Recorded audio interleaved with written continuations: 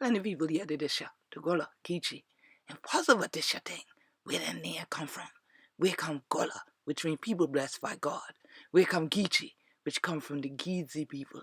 But plenty of hundred children know, say the first ancestors were come from Angola.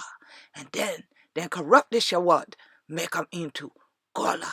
So that when they sell the children, when they come through these your fort and thing from the west coast of the motherland Angola and come over the middle passage to this your coastline, where the Gullah Geechee nation today, and cast them down upon the sea islands from the Carolinas in through Georgia, later than children, end up in the wilderness to fight like a kiddo, and rather was Gullah Jack. One of we leaders will come from Angola, where they meet in the forest, like the Gullah forest, Gola, will come from the windward coast, rice coast where we ancestors them become from, over here, with this your Carolina gold and thing.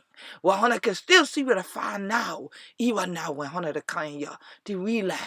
So if Hunter want yet more, but who we be, Guanyona, the Gullah Geechee, the NET. Hunter want yet more, but who we be, come here to the Gullah Geechee nation.